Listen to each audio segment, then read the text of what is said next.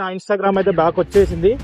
So చాలా హ్యాపీగా ఉంది నాకు ఇన్స్టాగ్రామ్ బ్యాక్ వచ్చేసరికి. యాక్చువల్లీ ఏంటంటే ఘోరమైన ట్రూత్ ఏంటంటే నేను నా ఇన్స్టాగ్రామ్ పోయింది అనే బాధలో ఉంటే సీరియస్లీ చాలా అంటే చాలా మంది నా ఇన్స్టాగ్రామ్ పోయిందని నా ముందే హ్యాపీగా ఫేసెస్ పెట్టారు, మంచిగా ఇదా అదా ఇదా అనే మాటలు అన్నారు. సో అట్లాంటి పీపుల్ నేను చెప్తున్నా, ఖచ్చితంగా అంటే ఖచ్చితంగా నేను ఒక్కరోజు నా ఇన్స్టాగ్రామ్ నా డిజిటల్గా ఖచ్చితంగా సక్సెస్ అయ్యి చూపిస్తా. ఆ రోజు నువ్వు అంటావు అరే ఆ పర్సన్ నేను ఇట్లా ఎందుకన్నా అనే మాట నీకు చెప్పిస్తా. ఖచ్చితంగా సక్సెస్ అవుతా ఇన్స్టాగ్రామ్ అండ్ యూట్యూబ్లో. ఖచ్చితంగా కష్టపడతా, ఖచ్చితంగా సక్సెస్ అవుతా. అండ్ ఏంటంటే మన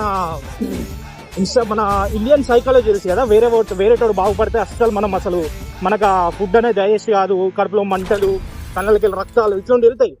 వేరేటోడు సక్సెస్ అయితే, వేరేటోడు మంచిగా చేస్తా, వేరేటోడు బాగుపడతానంటే మనకు డైజెస్ట్ కాదు, మనం తినే ఫుడ్ కానీ ఇంట్లో నిద్ర పట్టదు కొందరికైతే. సో అట్లాంటి వాళ్ళు నా చుట్టుపక్కల చాలా మంది ఉన్నారు, అర్థమవుతుందా? నా చుట్టుపక్కల ఉన్న మొత్తం అట్లాంటి వాళ్ళు. నేను ఒక చిన్నది ఏదైనా స్టార్ట్ చేస్తున్నా అంటే ఎంతసేపు డిస్కరేజ్ చేస్తే తప్ప ఎంకరేజ్ మాత్రం ఎవ్వడే ఉన్నారు. ఒక 2-3 పీపుల్ ఉన్నారు ఎంకరేజ్, అరే నీతో నైట్ ఎవరా చేయరా అని చేసేవాళ్ళు. ఒక 5 మెంబర్స్ వెళ్తారు, ఒక 100లో ఒక 5 మెంబర్స్ వెళ్తారు. అంటే 95 మెంబర్స్ నన్ను డిస్కరేజ్ చేసే పీపుల్. ఎంకరేజ్ చేసిన వాళ్ళు ఒక 5 మంది వెళ్తారు, ఒక 5 మెంబర్స్ వెళ్తారు. అరే నువ్వు చేయరా తమ్ముడు, నువ్వు చేయరా అరవింద్ అని ఇట్లా వేసేవాళ్ళు ఒక 5 మెంబర్స్ ఉన్నారు అంతే.